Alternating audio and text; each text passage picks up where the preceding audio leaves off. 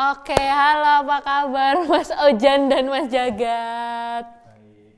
Kurang semangat nih kan? Gimana sekarang kesibukannya hari-hari ini? Semester berapa sih? Semester 7, kembar kebetulan. Wah, tinggal 6 bulan lagi nih waktunya. Ya, ini mendekati lulus. Amin. Amin. Semoga Tapi tepat waktu. setahu aku teknik kayaknya 5 tahun nggak sih? Nggak ya? Moga-moga enggak. Biar SPP-nya mahal. Gimana tuh sekarang? Kesibukan sekarang, kalau aku sama Ojan kan kita satu organisasi. Ojan di GER, aku di Forkom. Jadi ya kesibukan sekarang mungkin sisa-sisa kepengurusan gitu. Jadi, LPJ ya. Terus menyelesaikan ya program-program yang udah diagendakan gitu sih, sama ya kuliah kayak biasanya. Tadi aku sempet denger GER nih. GER gitu. Kalau boleh tahu apa sih itu? GER itu?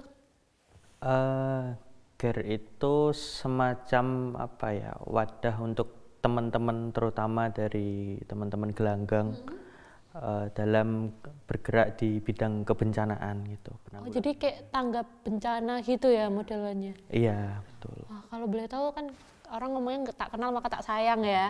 Kalau boleh tahu sejarahnya gimana tuh GER itu? Kalau bicara sejarah itu sebenarnya cukup panjang. Kita dimulai dari dulu tsunami Aceh 2004. Di situ di ujung Indonesia ada bencana dan teman-teman dari gelanggang itu memiliki keresahan. Apa sih yang bisa kita bantu, apa yang bisa kita lakukan sebagai mahasiswa. Akhirnya waktu itu sekitar 4 atau 5 orang kita kirim ke sana untuk melakukan asesmen dan mencari data apa yang bisa kita bantu, logistik apa yang masih kurang, relawan jenis apa yang perlu kita kirim. Jadi ya dari 2004 itulah terus bergerak ke gempa Bantul, erupsi Merapi dan banyak bencana-bencana lain. Sampai tercetuslah pada waktu itu kita namakan gerakan Gelanggang Emergency Response. Gelanggang Emergency Response. Iya. Itu tahun berapa tuh kayak yang sah sebagai sebuah organisasi gitu? Kalau secara organisasi masuk ke struktural di Forkom itu sekitar 2013. 2013. Wow, Iya. udah lama ya? Cukup lumayan ya. Jadi kalau itu hubungannya apa sih sama Forkom itu sebenarnya?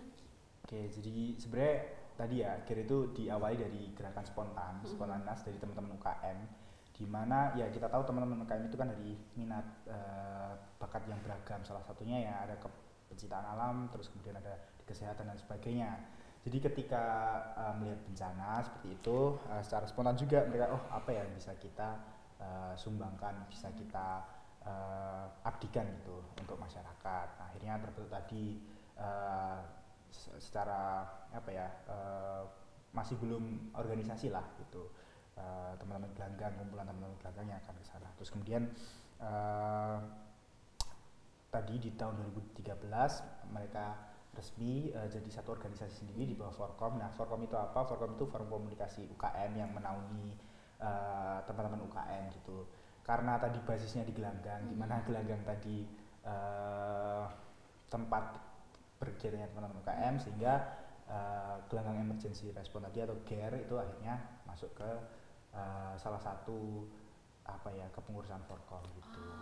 Jadi sejarahnya kayak gitu, makanya kenapa kok GER itu gabung ke Forkom, meskipun anggotanya juga terbuka sebenarnya. Jadi nggak harus teman-teman UKM, semua teman-teman mahasiswa bisa gabung ya? Iya. Tapi yang notabene tadi biasanya dari teman-teman UKM, terutama yang punya apa kemampuan khusus lah, kayak teman-teman dari unit kesehatan mahasiswa, terus kemudian pecinta alam, agama, terus kemudian dari pramuka, terus Menwa, dan satu lagi dari Selam. Karena mereka ya secara tidak langsung sudah punya basicnya gitu ya untuk melakukan kegiatan-kegiatan seperti itu. Wow. Kalau pengalaman kalian selama ini yang sempat waktu itu jadi relawan di mana dan gimana sih pengalamannya saat itu? Mungkin dari Mas Ojan dulu deh. Oke. Kalau saya sebenarnya untuk pengalaman masih sedikit ya, baru hampir 2 tahun ini di GER. Pengalaman paling cukup lama itu menghadapi gempa Cianjur akhir tahun 2022 kemarin.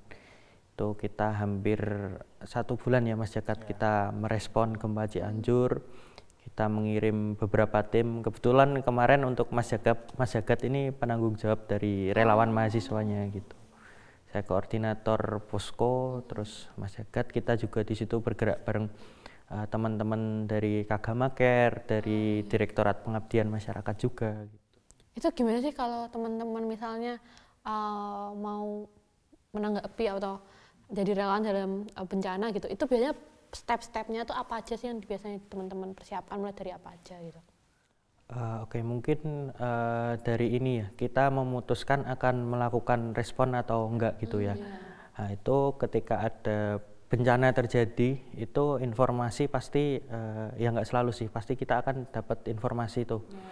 Nah itu disitulah tugas dari teman-teman GER yang ada 6 orang ini untuk mencari informasi lebih detail tentang kejadiannya di mana, valid atau enggak info yang masuk. Kan kadang ada tuh video di grup WA keluarga katakanlah ini atau erupsi video 15 gunung detik gitu ya. Ya erupsi gunung apa gitu, ternyata itu video udah 1 tahun yang lalu. Itu kan bener-bener. Kadang bisa itu kita cari info, kita validkan, terus kita lakukan asesmen secara online dulu kali ya, mungkin kayak seberapa luas sih bencana ini, tingkatnya apakah bencana ini hanya sekabupaten atau menjadi bencana nasional, itu juga perlu kita tentukan gitu. Terus nanti untuk sebagai keputusan apakah kita akan mengirim mahasiswa sebagai tim asesmen ke sana atau enggak. Oke, ketika nanti udah diputuskan kita ngirim mahasiswa untuk asesmen, 1-2 hari kita memberi kesempatan teman-teman melakukan asesmen di lapangan. Setelah itu kita baru memutuskan nanti akan mengirim tim relawan lanjutan enggak gitu. Nanti baru kita oprek. Yang dibutuhkan itu relawan mungkin dari teman-teman yang bisa pertolongan pertama, atau nanti tim rescue, atau hanya memerlukan logistik katakanlah gitu. Berarti awalnya tuh nanti ada kayak tim yang survei dulu gitu? Ya, tim asesmen, tim advance lah. Pada intinya mencari data dulu. Jadi ini valid atau enggak nama. Kalau iya valid, terus seberapa besar sih dampaknya? Apakah memang harus ada kegiatan kerelawanan atau sekedar kita menyalurkan bantuan aja pada kelompok-kelompok relawan yang sudah ada di sana atau seperti apa? Kan itu juga panjang lah prosesnya gitu. Atau memang harus butuh bantuan dari luar, artinya kita mengirimkan tim, membentuk posko di sana, melakukan kegiatan kerelawanan dan sebagainya gitu. Karena tidak semua bencana itu ya harus langsung ditanggapi dengan mengirim orang terus kemudian membentuk posko dan sebagainya, itu enggak. Karena kadang justru dengan seperti itu merepotkan juga, maksudnya merepotkan orang yang di sana dan sebagainya gitu. Jadi prosesnya panjang lah pada intinya. Kalau waktu kemarin yang gempa Cianjur itu, yang 2020 itu gimana tuh? Waktu teman-teman, Mas Jagat waktu ke sana gitu, mimpin teman-teman mahasiswa gitu. Kalau saya sendiri kebetulan saya nggak langsung di lokasi karena saya manajer relawan. Tugasnya manajer relawan itu menyiapkan sumber daya atau memanage teman-teman relawan yang akan berangkat ke sana. Gitu. Jadi saya fokus di posko yang ada di Jogja gitu. Memanage mereka. Nah, kalau Mas Hujan ini yang paling awal berangkat ke sana. Jadi prosesnya kalau yang Cianjur nih, konteksnya Cianjur sama seperti tadi yang Mas Hujan sudah terangkan. Jadi awal kita kirim dulu tim kecil, cuman awal tuh 3 orang ya. 5 orang. Oh 5, sorry. Mas Ojan terus dengan 4 temannya lagi. 4 temannya lagi. Itu mereka memetakan dulu di sana. Jadi memetakan di sana tuh kerusakannya seberapa besar, kemudian daerah mana yang rusak, mana yang belum tertangani, apa yang belum tertangani dan sebagainya, mencari data semua. Terus habis itu melaporkan ke Jogja, ya ini rusaknya seperti ini dan sebagainya. Kondisinya di sana seperti apa? Baru kemudian di Jogja teman-teman di Jogja merespon. Oke, berarti kita harus bentuk nih kegiatan kerelawanan, posko dan sebagainya. Dibentuklah di sini posko, kemudian saya gabung untuk jadi manajer relawan, menyiapkan orang-orang yang akan berangkat lagi susulan nanti untuk memberikan bantuan lebih lanjut. Terus kemudian ada teman-teman yang nanti dari geografi gitu, pecinta alam geografi, dia tugasnya bikin peta gitu, memetakan mana posisinya teman-teman tuh ada di mana, rusak daerahnya tuh yang rusak mana aja dan sebagainya gitu. Jadi terus baru kemudian dari situ udah terbentuk semua, kita ngumpulkan orang, baru bikin tim kedua, ketiga dan seterusnya gitu. Tapi aku penasaran nih, kenapa kan banyak gitu, banyak pilihan teman-teman ketika berdinamika di UGM tuh banyak pilihannya, bisa bergabung kemana aja gitu kan. Kenapa memilih untuk bergabung menjadi relawan gitu di GER ini? Karena kan ya nggak semua orang mau gitu kan, apalagi itu pekerjaan yang tidak mudah gitu kan, kalian harus terlatih, harus apa dan lain sebagainya gitu.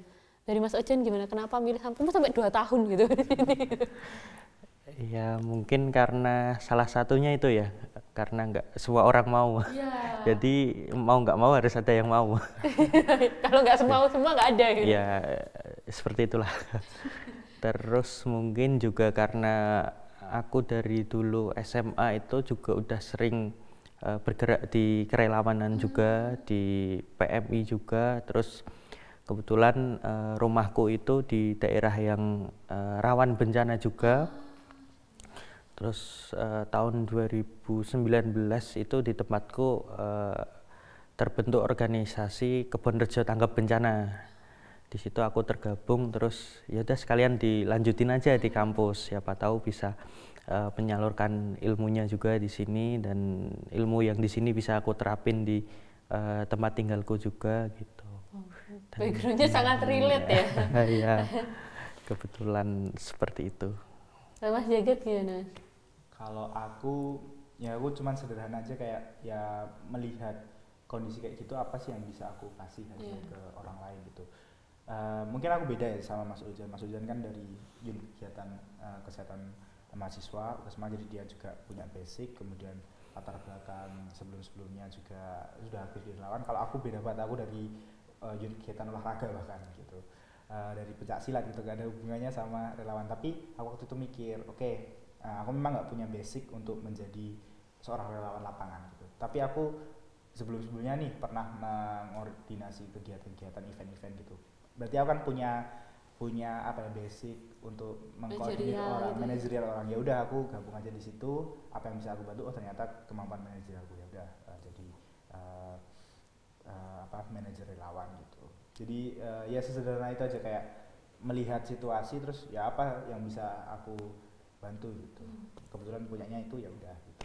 Nah, aku penasaran nih sama pengetahuan teman-teman gitu kan, buat merespons sebuah bencana kan nggak bisa asal-asalan gitu kan, berarti teman-teman harus terlatih dan lain sebagainya. Itu pengetahuannya, pelatihannya itu teman-teman dapat dari mana itu? Kalau aku sendiri dari ya macam-macam sih. Di Magelang sendiri kan aku asli Magelang nih, Mbak. Sebagai informasi aja nih ya. Itu aku juga tergabung di unit bantu pertolongan pramuka. Itu kayak tim SAR-nya pramuka gitulah. Itu hampir 1 bulan sekali kita ada pelatihan gitu, biasanya ngundang dari BPBD, dari PMI, dari Damkar gitu. Jadi dikit-dikit juga tahu infonya ya. Terus kalau di GER sendiri kita juga ngadain pelatihan itu buat internalnya juga, kita sinau bareng 1 bulan sekali. Terus untuk teman-teman mahasiswa kita juga ada proker 1 tahun sekali. Oh, berarti teman-teman yang nggak kegabung di GER gitu, misalnya aku pengen tahu nih bagaimana sih merespons sebuah bencana dan sebagainya, itu ada pelatihannya terbuka gitu? Ada 1 tahun. Kegiatan tahunnya yang dari Iya, kelas relawan namanya. Oh, kelas relawan namanya. Pun dari beberapa teman-teman UKM komunitas itu sering minta ketemu sama GER. Mereka pengen ngobrolin tentang apa sih yang bisa kami bantu ketika ada bencana. Terakhir itu dari teman-teman Gama Cendekia, terus dulu pernah dari BEM FTP, bahkan sempat kita menyetuskan untuk berencana membuat ransum yang bisa langsung dipakai ketika bencana gitu. Itu gimana tuh cara membuat ransum? Ya dulu dari obrolan-obrolan gitu sih, tapi ini masih rencana. Iya, gitu. setidaknya udah ada rencana lah. Tapi aku penasaran nih, sebenarnya kan kadang kita banyak sekali ya, apa dengan adanya media sosial ini kita banyak sekali berempati yang oh ya ini ada bencana ini berempati dan lain sebagainya gitu. Tapi kadang kita juga sok mengetahui juga gitu loh kadang kondisi di lapangan itu seperti apa dan lain sebagainya. Nah, kalau menurut teman-teman gitu, apa sih yang sebenarnya harus kita lakukan atau mungkin tahapan-tahapan yang harus kita lakukan dalam merespon sebuah bencana gitu. Misal aku nggak bisa nih untuk hadir ke sana karena keterbatasanku dan lain sebagainya, itu apa sih langkah-langkah kecil yang mungkin itu bisa setidaknya membantu gitu ketika ada sebuah bencana gitu. Ini siapa dulu yang mau jawab nih? Oke. Aduh. Kalau dari aku sendiri ya paling sederhana itu dengan apapun yang bisa kamu lakukan. Tapi memang baiknya harus berkoordinasi dulu dengan ya satu badan atau satu organisasi yang benar-benar memang dia sudah menaungi atau berkecimpung di situ gitulah. Karena sebenarnya kalau teman-teman bingung gitu, aku tuh mau ngasih, aku tuh bisa bantu apa? Banyak kok ya, tadi kayak teman-teman Gaman Cendekia gitu. Dia kan mungkin kalau suruh kegiatan lapangan gitu, diriin tenda mungkin gak jago ya dia. Tapi dia kalau suruh mikir jago banget, namanya aja Cendekia gitu. Makanya dia bisa berkontribusi lewat itu gitu, lewat dari kecerdasanku, dari intelektualku, aku berupaya nih bikin langsung gitu. Kayak misalnya kayak kasusku tadi, aku punya kemampuan manajerial, ya udah aku gabung jadi manajer gitu. Tapi ya itu baiknya tuh jangan bergerak sendiri gitu. Tanya dulu ya. Betul, tetap harus bertanya atau ya minimal cari informasi ke satu organisasi atau satu platform yang memang terpercaya gitu. Nah, dari Mas Ojan gimana Mas? Mungkin hal paling mudah itu membantu doa, itu yang jelas sih.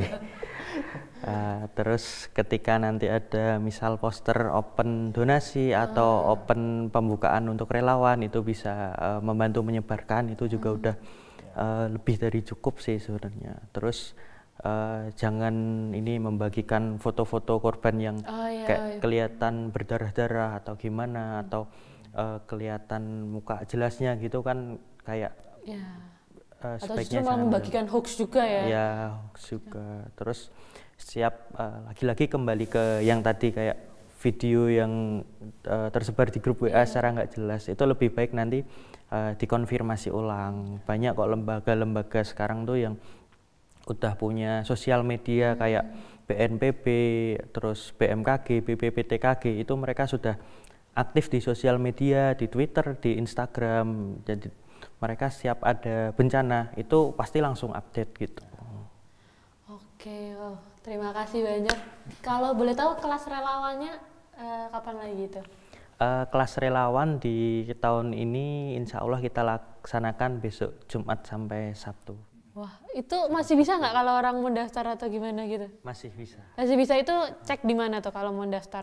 Nanti bisa cek di IG GER UGM aja, nanti kita upload lagi teh pamfletnya di situ. Oke, mungkin nanti kalau teman-teman sobat UGM yang mau penasaran nih, pengen gimana sih cara menjadi relawan atau mungkin merespons sebuah bencana, itu bisa gabung ke kelas relawan dari GER UGM.